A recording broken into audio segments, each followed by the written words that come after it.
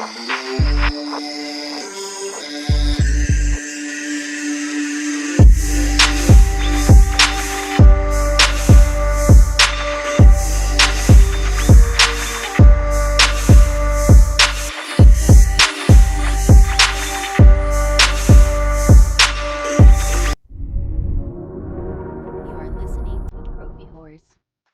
your hosts, Tricky Nick, Alex, I Yield to No One, Sid, and Ender Phoenix.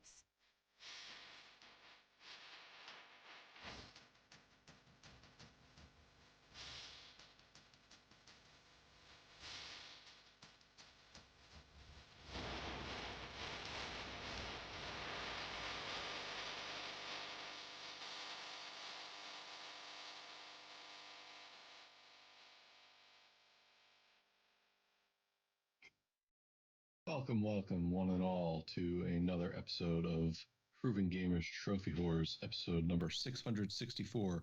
I am your main hunter this evening, Matt, and with me I have our esteemed panel of whores and possibly hunters? I don't know. Depends. But with us we got Tricky wearing his traditional Rangers jersey. Fuck How you doing, Tricky? Did you notice what I'm not wearing? Pants. Wow, none of yous. I shaved your old beard off. Well, considering they're probably not watching the stream and I am, so they wouldn't know what you're... No, but they can see it in Skype. It's cut off. No, I've got a wire for my webcam in the way of his face, so I couldn't see the lack of a beard. Okay. Well, how big is the wire? I mean, it's up in the corner. Like our chat for Skype is up in the corner. It's like a small, like little picture-in-picture up in the top right corner. Gotta remember, Tricky, that you and I are not the norm in having multiple setups and screens. Yes. These guys are working off very small screens and may not have the full breast of the entire situation, so that way they can see. He said breast. Yes, one and all, and especially for the listeners, Tricky is not sporting his normal beard. Tell us about that, Tricky. I woke up one day and decided to shave it. It's not a real simple, not a real complicated story. Thrilling audio. Well, over here sporting his awesome beard is Alex. What's up, Alex? Well, thank you, Matt. I'm a little caught off guard because I didn't know I was going to get complimented on my beard, but... when Tricky's got to look at my beard every week, I can see how he would want to shave his off because it just doesn't make the cut. It doesn't stack up. Wow. Doesn't cut the mustard. I wouldn't even qualify that as a beard there, sir. What do you mean qualify as a beard? Look at it. Because he doesn't go higher on the cheek. You got it low. It's much more of a beard than my beard, my facial fur. I mean that is a full beard. It's a full beard, but it doesn't. You got to go up on the cheeks. He's not up on the cheeks. He doesn't have to go with the high sideburns. No, it's neatly groomed and straight. I groom myself, Tricky, because I like to look nice for myself. I didn't say sideburns, Yield. I said up on the cheeks. I'm not talking about the ridge. I'm not talking about the ridge up here. Well, how far you want that to go up to? Why? Right here. Why would he want to look like shit? I mean, my God. No, because I do the same thing where I shave up here to keep this nice and neat. I don't let that shit grow out. Okay, hold on a second. This is gonna come out the wrong way, but the way Matt has his beard, with it being short or whatnot, being down and trimmed to the jawline is good. But when you have a full beard like Alex does, where your face is bushy because you have a lot of hair on it, you go higher on the cheek because then it makes the beard look fuller. Matt has. I don't think anyone's coming to you for facial hair advice, Tricky. No. And considering the fact one of the only people without facial hair on this show is trying to give people with facial hair tips, I feel like that there's conflicting information here. I generally have a good beard. Not knowing if he's sporting a beard or not tonight with us also is Yield, because Yield was not here with us last week, and he doesn't share his beardification with us. I have the big old goatee growing and like the 5 o'clock shadow until it starts to grow out to a beard, because I'm just lazy and don't take care of it anymore. So the wife will cut it when she cuts my hair. Anyway, Acceptable. Save a lot of money on haircuts. Hey, I'm married, so I ain't got to impress anybody. So My condolences. Oh! but he ain't wrong. Well, we are not here to talk about beards all night. Don't worry, folks. This is not a beard podcast. Well, you know what? Redbeard Rick might appreciate it. No, you want to talk about magnificent beards? We got Redbeard Rick out there talking about his beard. Yeah, he definitely's got a beautiful mane there. Definitely a lion across the pond. But we are here to talk about games, and for some reason, games have introduced this thing called trophies, and we can talk about our trophy numbers. So, Tricky, you want to give your trophy count? I am level 965, total trophies of 34,249 with 991 platinums. I'm 9 away from that glorious 1,000. You mean when they stop counting? I don't know if they stopped counting.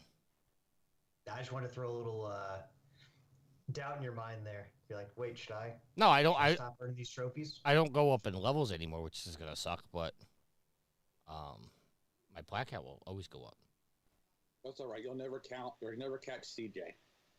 No, CJ I think is currently still the #1 trophy hunter in Australia. Good old CJ. Miss that gent. That's too much pressure to have to deal with. I can't do that. I think the Rangers just scored twice. Well, then relieve that pressure, Alex. What are your counts? I am level 519 with a total trophy count of 10,542 and a platinum count of 190 in 189 games. Nice. Yield, Nice. sir. Yes. I am a newly minted level 527 Nice. with Nice. with just cresting the 11,000 mark with 11,019 trophies. Nice. Thank you.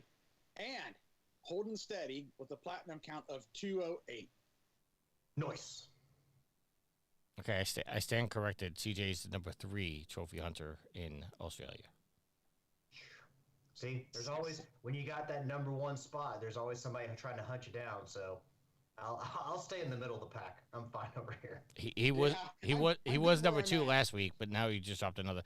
But CJ is 173rd in the world though. I mean, that's privilege. God bless you, sir. That's super high up there, but it almost becomes like a job at that point. Like you have to keep up in order to hold your spot. And I just don't ever want to deal with that. And now, folks, you have gotten to the Matt philosophy of why I don't care about trophies, because I don't care about earning them, because I don't feel like treating games like a job, which is why I am still at level 221 with 1,333 trophies and 0 platinums. I like the symmetry. 1333. 1333. Yeah, I like it. You know, at some point when I make 1337, I think is when I need to just quit and be done with it.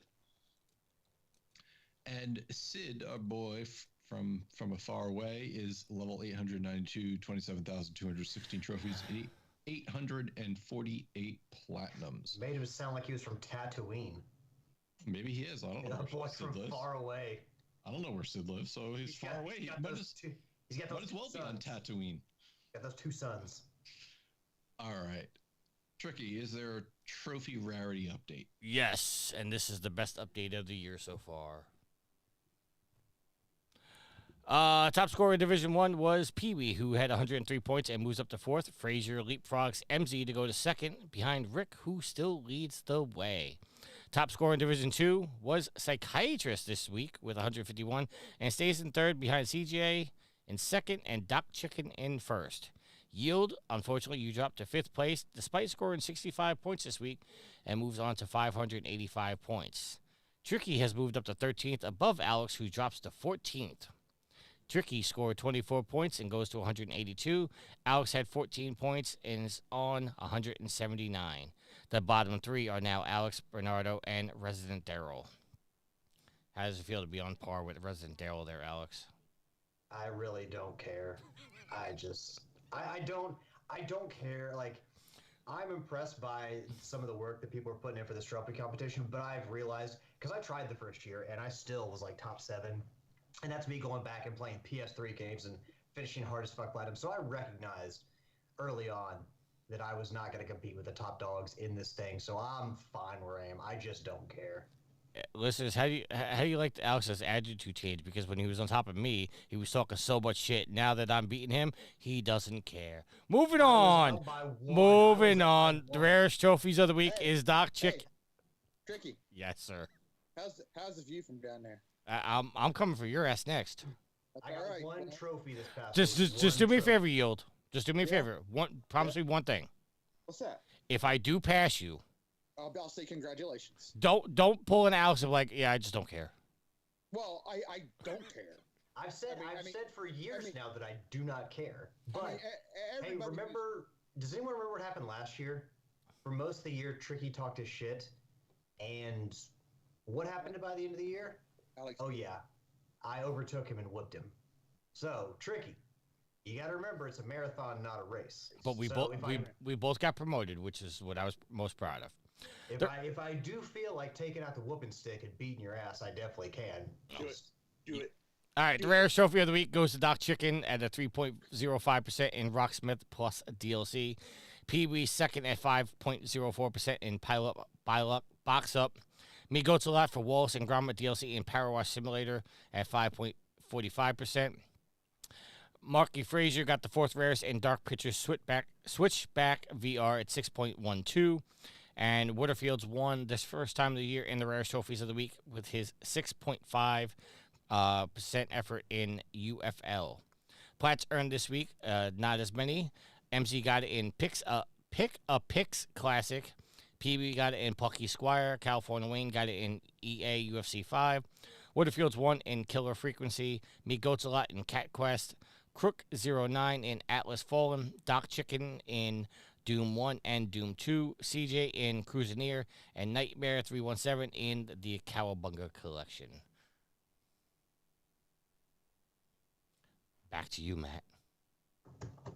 Thank you, Tricky, for that wonderful, wonderful rarity update. And again, guys, thank you for keeping us abreast about all that. That's right. I use that term too, twice tonight.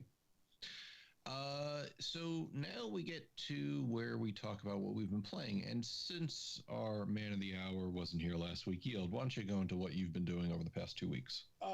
I've been playing a ton, and I mean, like, I'm already at like 70 hours, I think, of Snowrunner.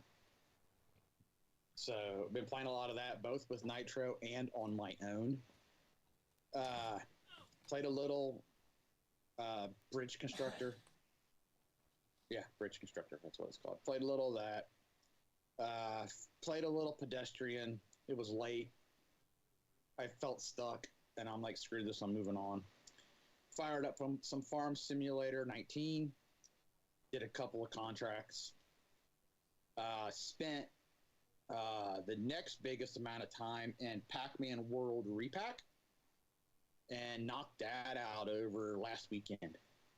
And now I'm to the point of where I just need one trophy, which is kind of the quote-unquote more difficult trophy / lucky trophy, where you have to beat, you have to get through level 9 on regular Pac-Man. So I've gotten to level 8 like 3 times. So don't know when I'll pop that trophy, but I'll get it sooner or later. Like I said, played a bunch of Snowrunner. I played like all day Saturday and Friday night, and kind of decided I wanted to do something else this weekend. So I fired up Valiant Hearts Coming Home, rolled credits on that today, and 100%ed it. And then I rolled into another game called Serial Cleaner, where you are a cleaner for hire. Mainly you're doing mob stuff, where you go into jobs and you pick up the body and you clean up the blood and you pick up any evidence, try not to get caught by the cops, and then get out. And so it's a neat little top-down 70-ish. You start off in the 70s game, and I found this by scrolling through a sale a few weeks ago. My niece was sitting with me, and we're scrolling through, looking at all the games on sale, and all of a sudden she's like, Serial Cleaner. And I'm like, what? And so I scrolled over to it, and I'm like, all right, the name has me intrigued. And I clicked on it, watched the trailer, and I'm like, you know what? That's worth $3. I'll buy it. And I'm enjoying it so far. And I think that's everything I've played the last 2 weeks. Well, what would you say was your most enjoyable time gaming over the past 2 weeks? I mean, I've enjoyed Snowrunner. I'm really enjoying it, actually, because I played so much time into it. It's also frustrating at the same time because, these are missions where you drive, one area. At least right now we're in the Michigan map. It's got 4 maps to it. And some missions you start in one map and have to go to the other map. So you're hauling stuff. And it's you're clicking off missions and you're on a roll and you're all right, I'm making progress. And then all of a sudden you make a mistake or you get a little ballsy and then you roll your truck. And then so now you have to decide, am I starting over this mission or am I going to spend some money to get a crane, get another truck, drive out here and try to reset everything back up so I can keep on going. So there's some planning involved, and it can be really heartbreaking when that happens. And you can be like, okay, I'm done for the night because I just wasted, a half hour or so. So that's been a lot of fun. I enjoyed Valiant Hearts for the story just as much as I did the first one, Valiant Hearts Coming Home, as much as I enjoyed the first game, Valiant Hearts. And then I'm enjoying what I like a serial cleaner so far. I'm 9 missions in. I don't know how many you got. I didn't realize right away that there's a trophy for 100% cleaning the blood on every chapter. So there's a few chapters I have to go back and replay. So I'm getting busted a lot, so to speak, by the cops because I'm trying to just, from when I realized it on out, I'm trying to 100% every level to minimize going back and having to replay levels.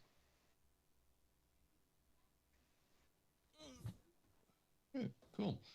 Definitely game-filled 2 weeks for you, which is always a good thing to hear. Glad you got some time to yourself to play. Oh, yeah. Alex. Yes, sir. Well, I finished out what I wanted to get out of the Rocket League Rocket Pass, so finished that out. Got bought into the most recent war bond, Servants of Freedom, I think it is, for Helldivers 2. Actually was lucky enough, and I didn't know these were legit. I thought this was a bug because this has come up before in one of the games I played, but I found a bundle of 100 super credits in one grab. And I texted the guys. I was like, holy shit, have you guys ever seen this? Because like I said, it's happened to me before. The first time I thought it was just a glitch or something like that, or somebody fucked with the code or something because I just joined a random game. And no, it turns out Matt says that it's just rare, but they do have bundles of 100 super credits. So in 5 minutes, I got 110 super credits. It put me to 990, and I broke into the latest war bonds soon after that. So Matt, you maybe want to be playing with me some more because apparently I got a nose for those 100 super credit bundles. I hate to break it to you, Alex, but I've got a friend who... So don't break it. Okay, noted. You have a friend who what? Who's found multiples of those. That's why we knew it wasn't a glitch. Oh, well, I found multiples too. I found 2. Dose. All right. 2 is multiple. 2 is a multiple. Yes. But I'm really, the new game I cracked into this week was Subnautica, which I had hinted at that I was probably going to play. And the game's been out for a while, but I finally decided to check it out. Matt had talked about this. I'd asked Matt about this last week. So Matt, if I, repeat anything that you had said, let me know, just so I know if you feel the same way I do. Starting out, this game doesn't give you a lot to go off of. It's just kind of like, hey, you got to kind of figure out, all right, time to dive in the water and search around. And you kind of got to get started on your own, which I guess kind of makes sense because if you're on an uncharted alien planet, you're going to, or a largely undiscovered alien planet, you're not really going to have a lot of pointers on where to go and what to do. I got to say it's kind of annoying because I do like, in a way, being guided, given clues and hey, here's your objective, go do that. I kind of like that. And as opposed to swimming around for an hour trying to figure out what the fuck I need to do. So that is kind of a little bit of an annoying start to the game.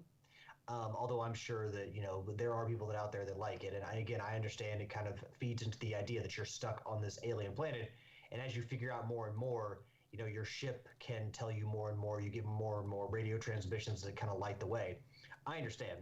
It's just not having any kind of guiding light at the beginning is a little tad annoying for me and the way I like to play.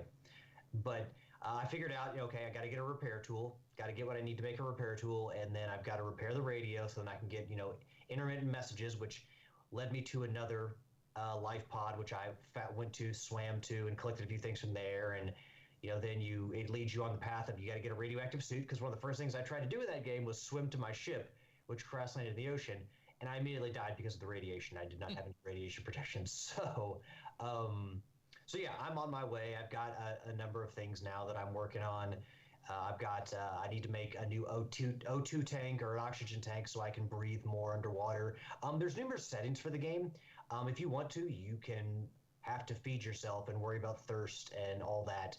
I chose freedom mode because I didn't have to worry about hunger or thirst or anything like that.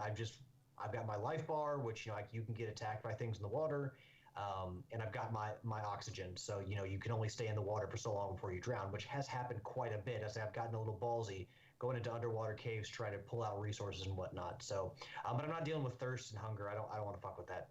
That's too much. So I've got my oxygen, I've got my life bar, and so far I do enjoy the game. I like the exploration aspect of it. I like they got a day-night cycle, so when you go underwater at night, it's very pretty. There's lots of things are lit up.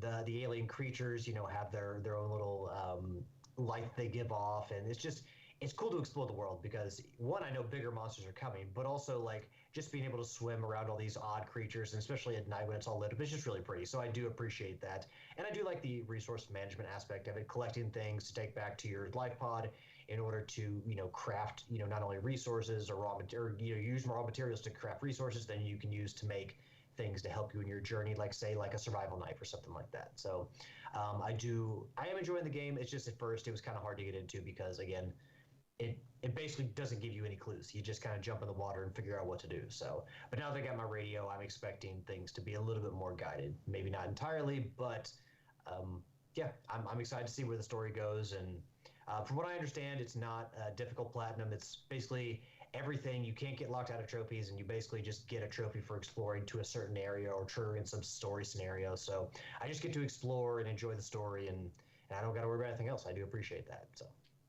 Have you swam far enough that you see large shadows in the distance? No, I have not. I've basically been swimming in a giant circle. Like the furthest I've swam away from my life pod is to the ship itself, my spaceship, which crashed. Okay, so yeah, you did get that far. Yeah. No, it's when I played it, I remember time I just decided, hey, let's see how far I could go, and then you get to this point where the ocean does what the ocean does, and it just opens up to this vast darkness, and I see something swimming in the distance, and I go, something, I think I forgot something on my pod. I'm going to go back. I'll tell you, yeah, you left the stove on in your pod. No, part of the reason I haven't swam out too far is because you can at one point build a vehicle, which I'm sure makes you faster, but I've gotten fins, so I swim upwards vertically faster. If I'm running out of air, I can get to the surface faster. Because once you get down to the water, it takes you longer than you think to get up to the surface. So like I said, I've drowned quite a few times, but swimming would take me so long to get out that it would just it would feel like a waste of time. So once I get a vehicle and I can go a little faster, I might get a little more gutsy, but I've tried just to stay in the immediate area because going even 400 meters, like you're out in the kelp forests and then you turn back around to go back to your life pod, it takes a good couple minutes to swim back. And it just takes too long for me to really try to explore, deep out in the ocean at this point. And that's why something in Dave the Diver I appreciated was the pods that you could use to quickly surface back up as necessary. That was rather brilliant. Yeah. Dave the Diver, once again, fantastic game. Still waiting on a date for that DLC. That all you've been playing, Alex? You got other things? No, I mean, I haven't played a ton this week. Just checking things off the list with Rocket League and Helldivers and getting into Subnautica. But I probably played less than a couple hours in Subnautica because, again, without being directed somewhere, I get kind of I don't want to say burn out, but like if I'm having to figure everything out or you don't give me clear things to do, I just kind of like at some point I'm like, okay, I'm a little bit tired of this, so I got to step away and I'll come back another day. So. I get that too. Sometimes it's decision anxiety, just like I get when I stare at my Steam library going, what should I play? Well, also like when you don't give me clear objectives and I don't have goals to work towards, I don't know how long it's going to take me to do the next thing. So I'm like, well, this seems like a good stopping point. I just crafted this thing that I could use, and it seems like a good stopping point because I don't know when my next good stopping point is going to be. So. Well, speaking of stopping points, great stopping point to transfer over to Tricky. Tricky, what have you been playing? Played a little Division. Played whole Horizon Zero Dawn, trying to get that knock out that platinum. I just don't I don't have the desire to go do all the training areas to work through those. The hunting grounds? Yes. And that's really it. I mean, I did get my spam plat to get the bonus points, which is what hockey F or hockey G or whatever it was. This time it was the golf G. I did get a trophy, and I don't know if you guys are able to pull it up. Remember a couple weeks ago I told you I got the a trophy on Jack and Daxter on the PS3 at work, and I couldn't sync it. Well, yeah. I did find a way to sync it. The problem is that my phone, the hotspot was putting out a 5G signal, and the PS3s weren't compatible with 5G signals anymore. So I had to change it to a 2.4 gigahertz signal, and I was able to sync it. But for some reason, I've never seen this before, it's giving me gave me credit for the trophy, but it says missing timestamp. Uh-oh, you're about to get called out again on psnprofiles.org or PlayStation Profiles. Yeah, you guys ever seen that before? No, because we're not filthy cheaters.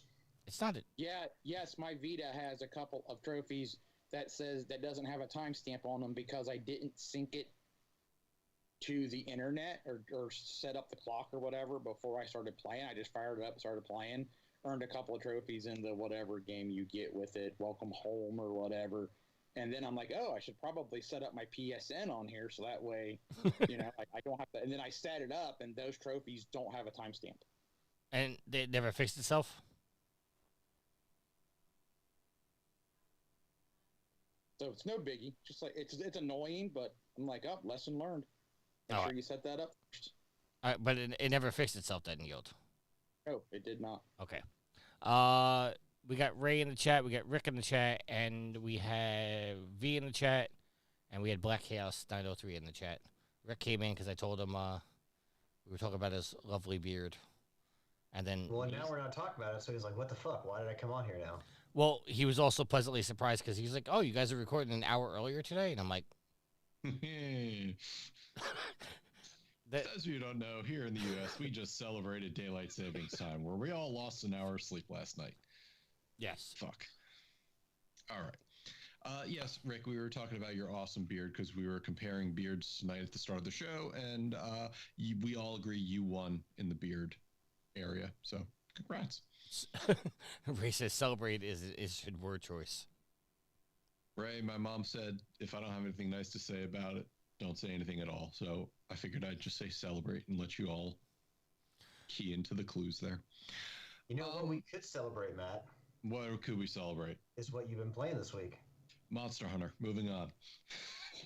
There's nothing new you can share about what you've been murdering? Well, so, okay. I actually did not only play Monster Hunter this week. Wake me up in about 25 minutes. What was that? Nothing. I said I can't wait to hear everything you're about to say about Monster Hunter, Matt. Tricky. One of these days, I'm going to get the urge to go over to Staten Island. No, you're not.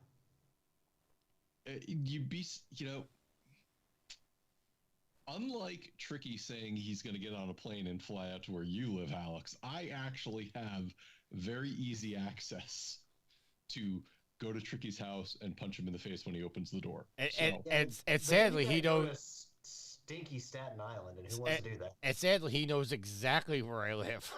Well, yeah, because he helped build a computer. He helped you put together. I did not know. I just helped him order. But the funny thing was, I was playing a game last night. So going into what we were playing, What the Dub, where you and up to like 6 other people watch a scene, and it's like from a popular movie or TV show or commercial, and it plays out like it would, but then they cut out a piece of audio, and you're supposed to fill in that piece of audio, kind of like Jackbox's one of their games, but this is solely about filling in a missing audio void. And there was a joke about something about Long Island, and somebody had put in, not me, not my prompting, said, yeah, except for Staten Island, fuck that place. Anyway, I feel it tricky. I can see that look. So that was one thing I played besides Monster Hunter. I also played Fuck Staten Island. You played Fuck Staten Island. Fuck Staten Island. Also played a little bit of Fable Anniversary Edition on the Steam Deck while I was out and about waiting for V to get done with stuff. So I forgot how much I actually enjoyed that original game, and I kind of can't wait till the new one comes out. I'm willing to give it a chance. And yes, I definitely put a lot of time into Monster Hunter this week. I got through the main story. I moved from low rank to high rank. No ray. I did not use the dual blades. I focused on the hunting horn and the gun lance. Not to go too much into it, but it's Monster Hunter. I'm having a lot of fun with it. Just messing around with settings, trying to get the best performance. It is very iffy on the performance level on PC. I've heard a ton of stories, but also a ton of success. The only issue I have actually is my Steam recording doesn't work with Monster Hunter. Something about the FSR or DLSS upscaling and the frame gen, it's just having an issue that it just records a black screen. So hopefully that gets patched sooner than later. Playing with friends, started a new squad for Channel 3. All the hunters we have on Channel 3, put up the Hunters of C3 squad in there. So if any Channel 3 people are listening, make sure to join that.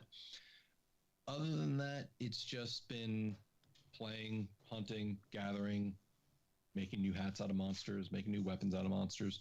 And that's the fun I've been having. It's Monster Hunter probably in its best form forever, and definitely the easiest path for somebody to get in on. So if you have any questions, don't hesitate to reach out. I'll guide you. Monster Hunter is one of those games that it's best that you have somebody to kind of guide you through the opening, because it doesn't do very well in training. I mean, Yield, when you were going through Monster Hunter World, how did you feel about the opening hour? I was lost. So yeah, and Wilds does a marginally better progress on getting you trained. I hear that the menu system is a mini game in and of itself. Well, so to give you an idea of how you actually become friends with people. So you have, since this is cross-play enabled, meaning anybody can play with anybody,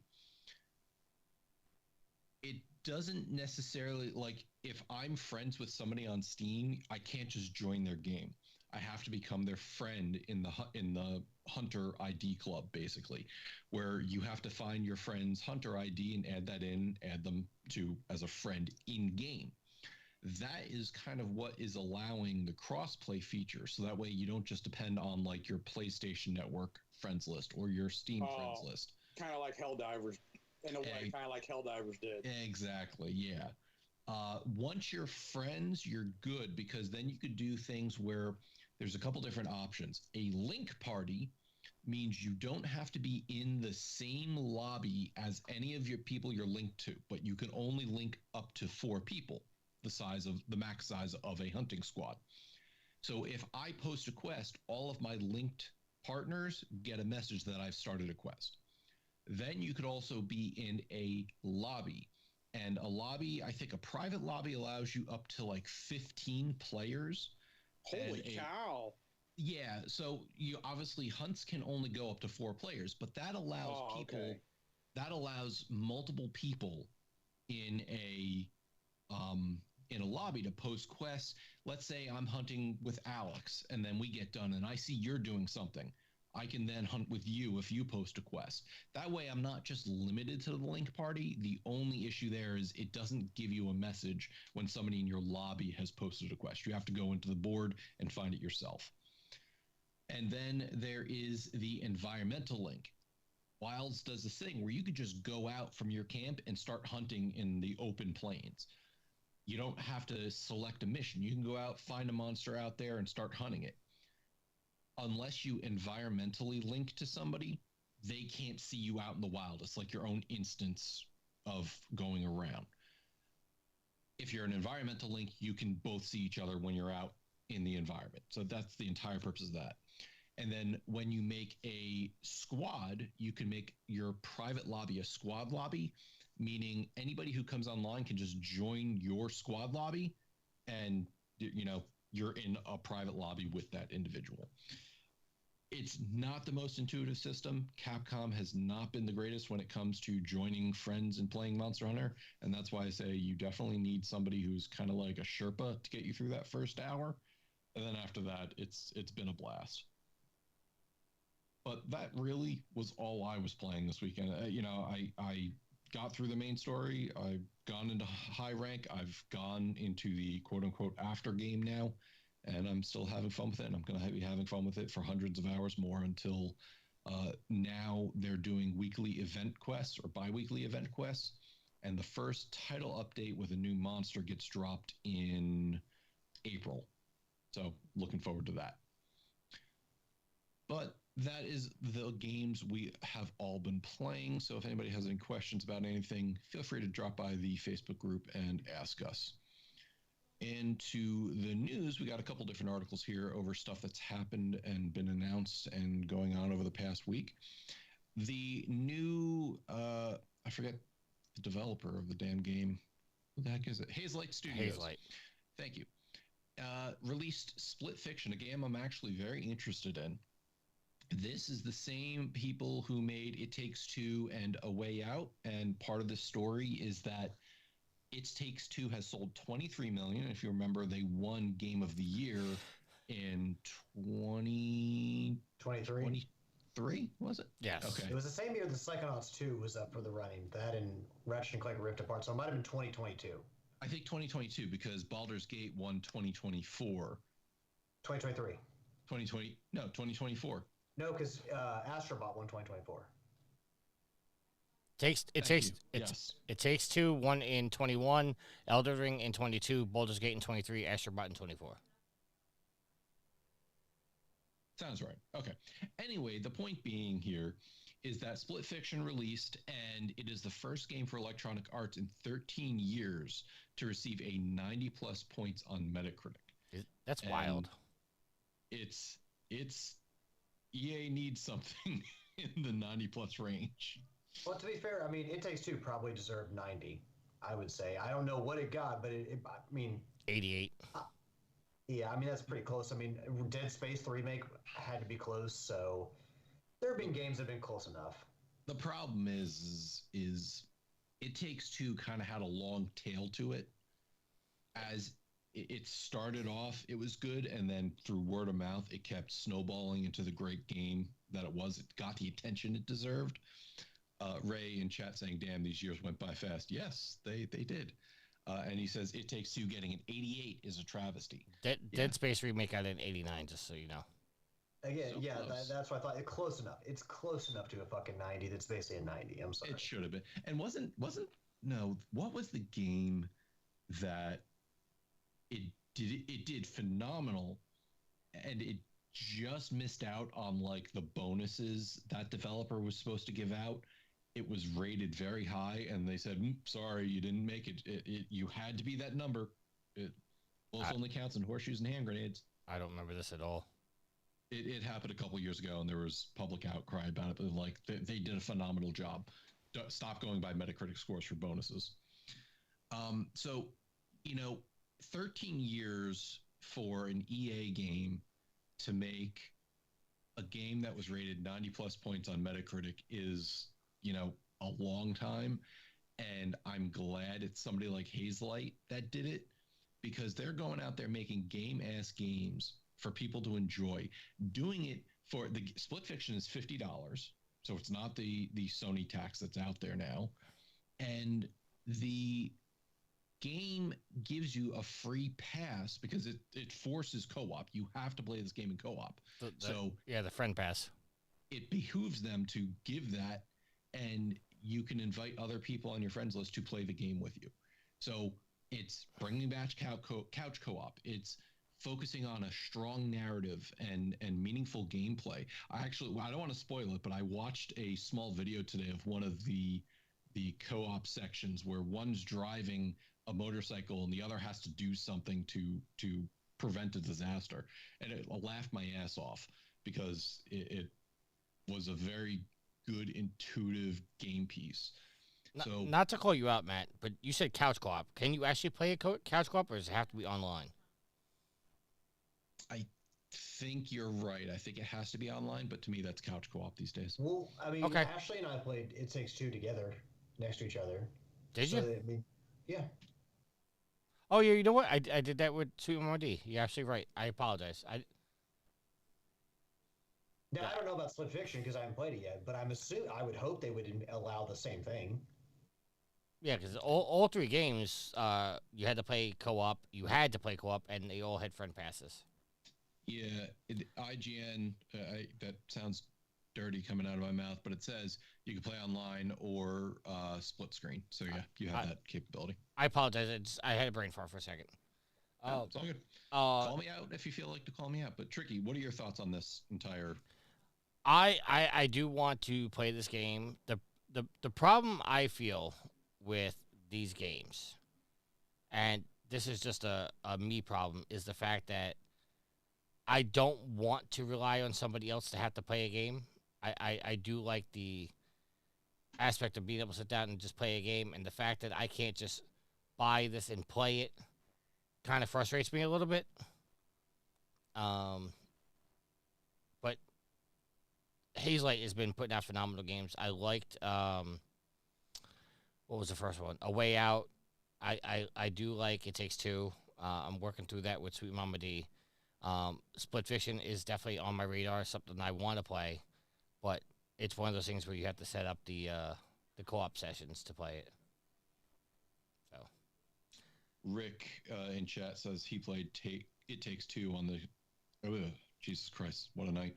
He played It Takes Two with James couch co-op. It was his first plat, and if somebody wants to throw him a friend pass on Split Fiction, he'll take the free plat. Well, Rick, I got bad news for you.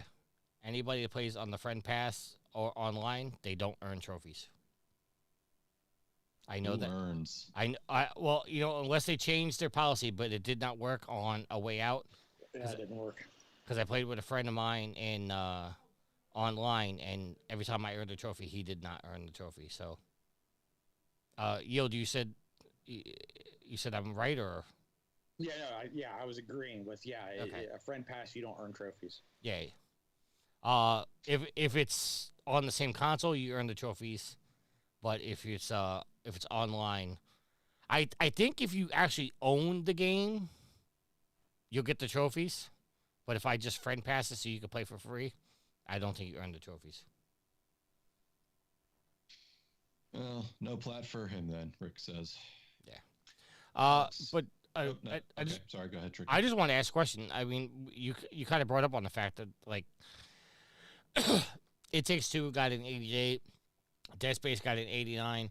I know, the headline is this is the first one to receive 90, and I understand that's the bar they're setting this at, but is it surprising to anybody that an EA game has gone 13 years without actually cracking the 90? I don't know, like Matt was saying earlier about, don't set your goals for Metacritic. I really don't care what a Metacritic score is. If you make games that interest me, I'm going to play them. See, I take more stock in a Metacritic score than I do a single score, because at least the Metacritic takes all the scores and finds the average, and that's what they base it on. So Metacritic isn't actually reviewing the game; they're just taking the total of all the games and saying, okay, this is where, this is where the average is. But for a group of people, and that average can be thrown off because 13 people could review this game, but 90 people could review this game, so it throws it off. But I'm just surprised, like, not like a Madden, even a Dead Space or something like that has not hit a 90. Well, the big YouTubers, I think Angry Joe, most of all, has flat out rejected every sports game that EA has been coming out with because they don't do anything. And I don't think they're expected to do anything because they're sports games. But it is, a sports game isn't inventing anything new or engaging people other than its core gameplay. Listen, do I think Monster Hunter is great? Do I think it's 100 out of 100 like Rick says Dead Space Remake is? No, because it's still a core gameplay loop. Meanwhile, you got Jose coming out there giving you Split Fiction, which is, an engaging story, good gameplay. It's kind of like, I forget the name of Larian's executive who made the speech during the Game Awards, where he said, too many people are focusing on making numbers go up when they're making games. How about you just go out there and make a good game, and then your numbers will go up. Monster Hunter Wilds is sitting at a 90 on Metacritic right now. It's a good game. The Metascore out of 86 reviews is a 90. The user score out of 538 user ratings is a 7.2. Yeah, so again, that alludes back to the performance issues there. Steam was mixed upon launch because it suffers from pretty bad PC performance issues. You've got to have a pretty beefy PC to play it. Now, that saying, I downloaded and ran it on a rig that is, 10 years old at this point, maybe a 7-year-old graphics card, and I was struggling to get 30 frames a second. Well, so... your good old friend, the Jimquisition, gave it an 80, and says a great game that would have been almost perfect if Capcom had gouged out the first 30 hours and put a plug in the pernicious verbal diarrhea of Questboard masquerading as an NPC. Well, good old James Stephanie Sterling has very many opinionated opinions on games, so... interesting. I always like the way he words things. I don't agree with him ever. I don't ever agree with him, but he definitely has a way with words. She, they, one of those. Is it? Oh, is it? I don't know. Yeah, I've stopped watching that channel a long time ago because the premise of it all kind of changed. But yeah, Jimquisition back in the day was a great thing. Loved it. Anyway, moving on. Alex, Yield, your thoughts on... I'd say it's surprising for any company as big as EA to not have some kind of accolade like this in the past 13 years. They put out some big games, put out some good games. I had to double check to see the Star Wars Jedi games, how they did.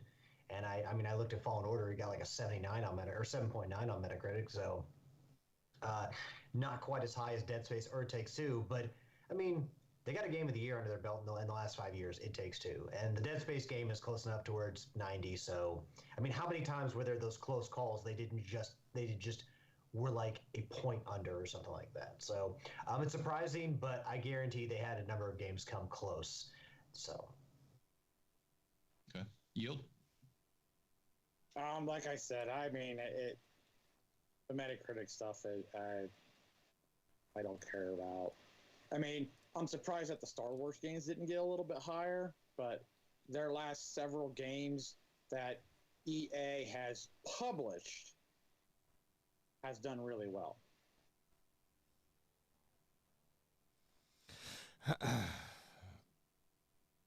Sorry, everybody. This silence is on me. No, it's good. I'm just typing a response. You're good. Moving on, and congrats to everybody at Hazelight. Yeah, because you're listening to the podcast, hopefully.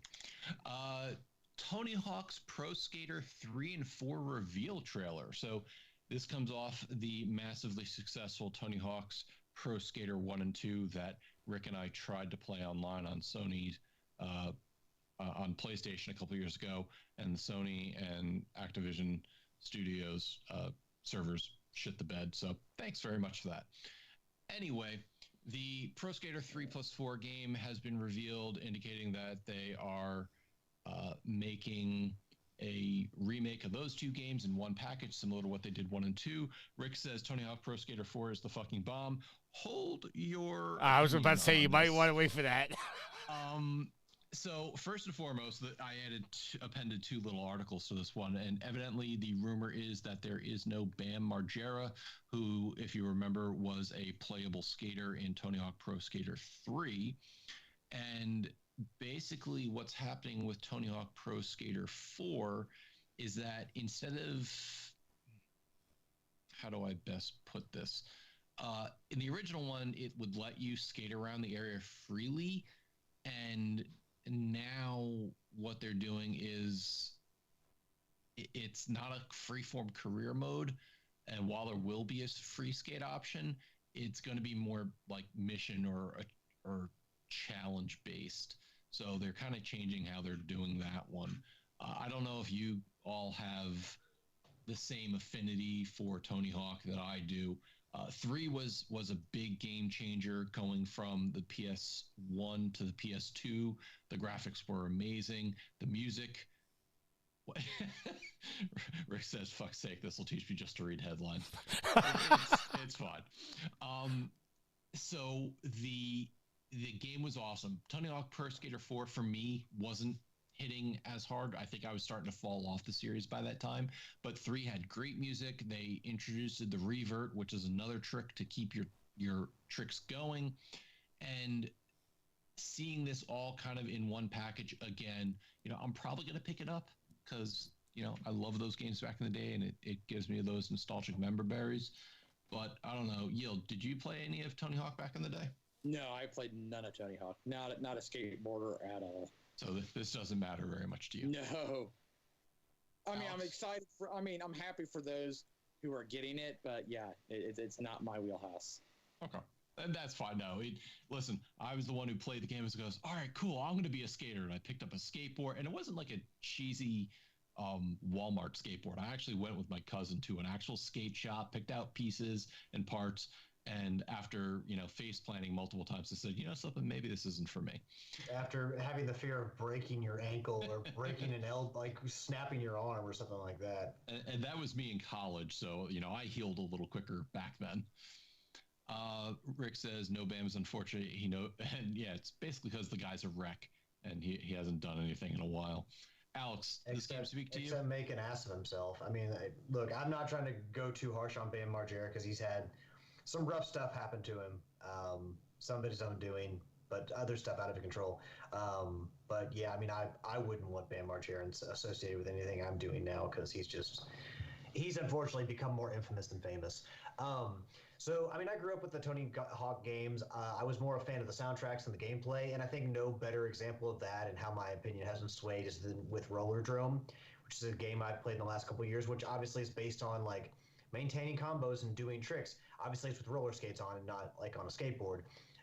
And it does have, like, obviously shooting elements to it, and you got enemies that you have to take care of. So it's not just, like, maintaining your combo and doing tricks, but my least favorite part of Rollerdrome was the skating part, and like, stringing together tricks and combos and all that. I was more about like the enemies and shooting the enemies and stuff like that. So, and looking elegant in the air as I did it, but yeah, the whole combo system and keeping that together and doing new tricks so you weren't like relying on the same old tricks that like over time your score you got for doing the same thing, you got less for that because obviously if you're just doing the same trick, you're not gonna. It's not as impressive. So, but yeah, that was my least favorite part of Rollerdrome. And while I do recognize how important Tony Hawk was to our culture, the games themselves like just never appealed to me because I'm not a fan of skateboarding. I'm not a fan of the whole. I don't really like having to keep a combo up. I'm not a huge fan of that. So, never for me really. That's fine. Again, like I said, it's not for everybody. I don't think Tricky had to step away for a bit, so I don't think he's back. So unfortunately, he's going to miss this part of the conversation. But I will say, again, I'll probably be picking it up because I just want it in my collection. Hell, I picked it up on PS4, and then I picked it up again when it was on sale on Steam so I could play it on the go. It plays fantastic on the Steam Deck, so I'm hoping very much the same for this. And it's a perfect on-the-go game. Rick, once again, says he prefers Skate 4. Talk about a series that I don't know what the hell's going on with that one. Fairly certain. Was that an EA series too? Was that EA? Yeah, EA series. Yep. All right. All ties back to that first story. If Tricky gets back, I'll ask his input, but we will move on. Gears of War collection set for PS5 this year. E-Day releasing in 2026. And this was more kind of rumors, but it kind of builds into what everybody's been talking about, a question that Will asked that we'll get to later, an article that we're discussing in a little bit. Actually, did I? No, we talked about Horizon Forza coming to PS5 last week. So basically what they're saying is, listen, we know that the Gears of War prequel series E-Day is releasing on the PS5, and the rumor is that that's going to be a 2026.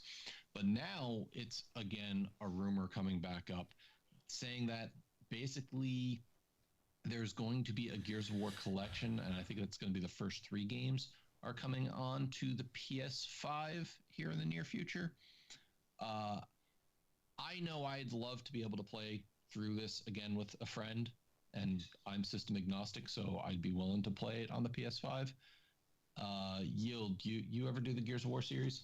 I have not done the Gears of War series, so this would be a series that, that as long as they didn't make me sign into their I was about to say, servers- what if they make you sign in, Yield? I said, if they don't make me sign into their servers, I will partake in this. If they make me sign into their servers, they can keep their money.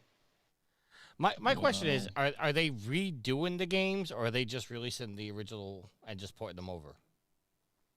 Are these like the remastered versions? Yeah, the article really doesn't go into that. Again, they don't know. It's just they're thinking. It was the same leaker who leaked that Horizon 5 would be coming to the PS5, and it's just one of those, okay, now we get to speculate if this is going to be an actual thing. So here's the question for everybody then. A, would you buy it if it was just the original games released on a PS5 package, or do they need to be enhanced in some way? They have to be enhanced. I mean, I would hope. I mean, granted, it doesn't really behoove Microsoft to go back and do a whole bunch of work to make these more playable, or not more playable, No, but like well, prettier. They've already been remastered. Okay, but what I'm talking about is a remake. Like, because they came out so long ago that I think they would warrant a remake, at least the first game. But, I mean, if they're just going to plop the remasters on PS5, I mean, if they're already out there and they can make it work, I mean, again, it doesn't make a whole lot of sense for them to go back and do a ton of work to get these on PS5, because people will buy them anyway. They'll sell on the PS5. People will want to play them. And I think, releasing the older games onto the PS5, if you're going to release, the next game on the PlayStation 5, it makes sense. You get people ready, introduce the games to people who have never been able to play them before. Because, like I said, some people may have adopted, played them on the Xbox and then adopted a PlayStation system later on. We, though, or at least, a few of us have never really owned an Xbox, or at least I haven't, so I've never had a chance to play them. And I've never had a computer capable of running them, so I've never played them on PC. So, I mean, get the older games out there. It doesn't hurt your current console, because it's not like you're buying an Xbox Series X to play the first Gears of War. So you put the older games out, get people ready for them. If you're going to release it on the PlayStation, it markets itself. It markets the new game by allowing people to play the older games. But I just want to clarify. It was remastered, but that was all the way back in 2015. So it's not 4K. It's only in 1080p. And it was just the first game. The second 2 were released as they were at the time. Yes. So. And at this point, those are older games. So, I mean, I don't have faith that they're going to do, after seeing the GTA Definitive Collection from Rockstar and 2K. I don't know. I don't know that I have enough faith in Microsoft to go back and put a lot of money into releases for the PlayStation 5. But, I mean, who knows? They would certainly warrant remakes, but whether or not we get that, I would doubt it, because I think they're just looking to get these games out there on the PlayStation, make as much money as they can, and then get ready for, for the newest release. So, Tricky, you said they're going to have to be remastered, all of them, for you to play it. Yeah, I think if you just release the original releases on the PS5, I think you're gonna get some kind of blowback on it. So I would think that if they are coming, they have to be remastered. Otherwise, there's gonna be blowback on why you putting your shitty games on the PlayStation. And I'm not saying they're shitty games. I'm saying shitty looking games. Well, I still think Gears holds up today. Now, that said, obviously the Ultimate Edition of Gears of War 1 holds up a lot better visually. I think it's still grainy, though. You would have to admit, they would look grainy on the PS5. Well, I think screens are much bigger than they are today than they were back then, so there has to be some sort of upscaling done. And I think that's where Microsoft actually kind of excels at, because they've been implementing a lot of software changes in their consoles to do that. Now, if they could just relate that to how the game gets developed, I think that would be a win for them. But I also think getting the trilogy onto PS5 would be a win for them, because there's a lot of reverence for that game and a lot of people who didn't play it because they didn't want to go over to Microsoft. So I think this is an easy way for them to get up a net profit real quick. Okay. That said, I will be picking up E-Day when it comes out, but it'll probably be on PC. If there's crossplay enabled. If not, I'll have to pick it up on a PS5 for me to play with my buddy, guy who I've played every Gears of War with, start to finish. We've beaten 1 and 2, I think, on Ultimate difficulty. And meanwhile, 3 will always languish and never having beaten it because they changed the way it worked. Matt, for a second there, I thought you were talking about me, and then you started talking about playing all the Gears of War games. I'm like, well, nope, not me. I've only known you for a little bit. I've known this guy since I was 15. No, maybe a good... Yeah, you got maybe like difference of 23, 24 years. Okay, Something like that. Yeah. What the hell? Who's here to do math? What the hell is going on in this game? Sorry, I'm watching the Rangers game on the line. Yeah, we know. You bitch about us about playing games, which no one is doing right now, and then you're sitting here staring off watching the hockey game. No, I'm just watching the line score. They're in the third period now, and they scored. Both teams scored 6 goals in the second period. Hockey is not meant to be a high-scoring game. Wow, talk about defense. And right now, I know you're not a hockey fan, but the Rangers playing the Blue Jackets. They're playing the Blue Jackets, who are literally tied for the last wild card spot, and the Blue Jackets are now winning 6-3. Awesome. Anyways, yeah, you may not want these scores recorded on forever on a podcast, because as I texted you yesterday, y'all lost the Senators, and now you can't beat no offense, the lowly Columbus Blue Jackets. I'm not offended at all. Rick has called me out too. He says Tricky likes people play gaming while podcasting. Yeah, he's watching sport. I'm not actually watching the game. I'm just watching the line score. Sure.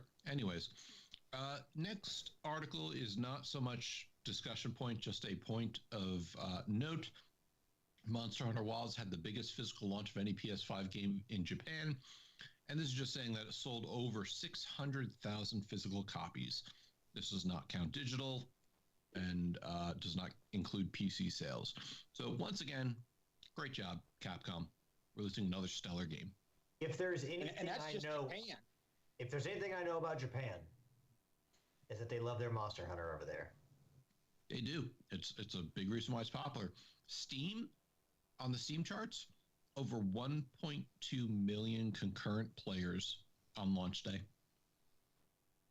Capcom's got a winner on their hands, I think. Monster Hunter is their best-selling game of all time. Do you think? I know we're in March here, but do you think this is a lock for Game of the Year nominee? Nominee, yes. Game of the Year, no. Okay. Well, we also don't really know what's coming out this year. No, that's why I said nominee. Hitters still set to come up, and if 6 drops this year, unless it flops, that's probably going to be a front runner just because it's GTA 6. Well, no, that's why I said nominee, because if GTA 6 drops, I think that's a lock for Game of the Year, unless it flops. By the way, fuck you, Joe. What did Joe say? Someone What do tell you me, I think need to know. Joe said? He probably insulted the Rangers. Well, I need to know exactly what he said. So Rick, yeah, he said Rangers suck. Okay. Rick, and to Boy, answer dude. Rick's question, really over Resident Evil, according to the wiki, best-selling game of all time, Monster Hunter World Iceborne, followed by Street Fighter 2, followed by Monster Hunter Rise and Sunbreak. And then number 4 is the first time we see Resident Evil, which is Resident Evil 4. So, yeah, better than Resident Evil. Joe said Monster Hunter 8 winning shit, and WWE 2K25 is fire. WWE 2K25 is not winning shit. Monster Hunter will win shit. To be fair, I don't think there's been a WWE 2K game that's ever won game or been nominated for Game of the Year. I will say, and Yield, I'm actually surprised you watched the video because it was a TikTok video. But that video I put in the Trophy Wars group today, That's great, Paul Heyman. Paul Heyman at his best. Yield said Heyman is a national treasure. He's just got a way of telling the story that, like, yeah. Well, look at it this way. I'm looking at 2025's releases, and, heavy hitters, Doom the Dark Ages, which is May. Kingdom Come Deliverance 2, I hear, is a fantastic game. Assassin's Creed Shadows, Borderlands 4, Civ 7, Split Fiction, Avowed, Like a Dragon, Pirate Yakuza in Hawaii. Anything else that looks... Not seeing anything else immediately. Joe, that is if they even release GTA 6 in 2025. Anyways. You gotta think Split Fiction's probably going to be in the conversation. I think so. Based off of based off the, not early reviews, but reviews, and people loving the game. I think Split Fiction, if it's doing better than It Takes Two, I think it's definitely going to be up for Game of the Year again. Well, anytime you have a company or a studio that makes that has a Game of the Year award under their belt, you automatically have to pay attention to them the next time they come without a game. I think It Takes Two, A Way Out, and Split Fiction. I think they're just breaking the mold of traditional gaming. It's like, hey, buy our game. Not only is it cheaper, but we're also going to give you a way to play with your friend for free. So you don't have to sell 2 copies. We'll let you play with your friend for free.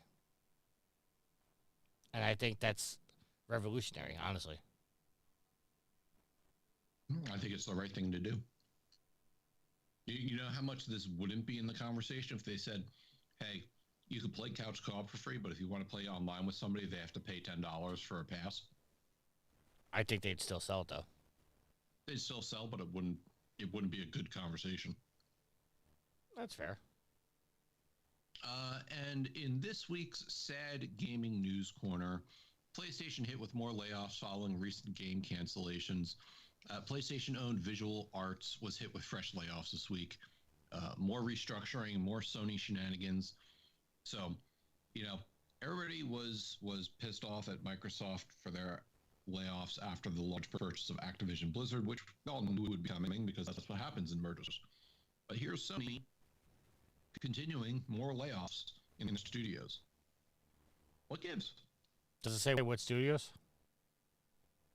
He said Visual Visual Arts. Arts. Oh, okay, I'm sorry. I tuned out for 2 seconds. I apologize. But here again, we have more layoffs due to game cancellations. If we all remember, the live service games they tried to cram down everyone's throats. Those are the games we're talking about right here. So, again, that bullshit leads to more firings. It said this studio provides internal art and technical support to first-party PlayStation studios and worked closely with Naughty Dog, on the recent Last of Us Part 1 and 2 remasters. I'm sorry. I'm jumping back real quick because Joe left a comment. Says they should make split fiction $30 to $40 and they would double their sales. I don't think they would. Well, they sold 23 million copies of It Takes Two, so I don't think they're really concerned about. Like I don't really think they need to pump up their sales. If this game sells, because A Way Out also in the notes was 11 million sales. They don't got to worry about sales. They don't have. They should just sell what they have to sell. Sell what they think the game is worth. They got goodwill and word of mouth. I think now, and it's just my opinion. I think any game that sells 10 million can be considered a success, unless it's a Square Enix game. Well, again, success Or is based on how much money you make off of it. It's not just like selling 20 million copies of something is a success, but you also got to figure a game that sells less than that can be successful depending on what the budget was that it took to get that game out. Joe says you can still make money by selling under 10 million copies. Joe says the gaming industry is crashing. If you don't make a massive sales, you get shut down. He's not wrong. Anyways, more layoffs at Sony. Good job, Sony. Appreciate it, Jimmy Sony. Ryan. Yeah, thanks, good Jimmy job. Ryan. Piece of trash. I don't think Daryl listens. I don't think Daryl listens anymore for us to hear us trashing Jimmy Ryan. I mean, it's fine. I still get some joy out of trashing Jimmy Ryan. Honestly, here's the thing. I say that because I think Jim Ryan, to some degree, I think Jim Ryan deserves credit for some of the stuff he did. But I also think he was a dumb motherfucker in a lot of other areas. And I think that, I don't know, I just got to say it. I don't do it to annoy Daryl. I actually do it because I think Jim Ryan, in some aspects, is a dumb motherfucker. And I just want to say it. Well, all right, so let me ask you this question. It just popped in my brain. As a head of, PlayStation or Microsoft or Nintendo, what would you prefer to be the head? A business guy or a gamer? Can I have both? There's plenty of business guys who are gamers. Look at Satoru Iwata from Nintendo before he passed away. Look at Reggie Fils-Aimé. These guys were gamers, but they understood business. Jimmy Ryan was a businessman who didn't understand games. That was the point. Maybe I phrased it wrong, but that was the point I was trying to get to, is the fact that you got Jim Ryan as the head, but he wasn't really a gamer. He wasn't making gamer decisions. He was making business decisions. And look at what he got the companies that he was running.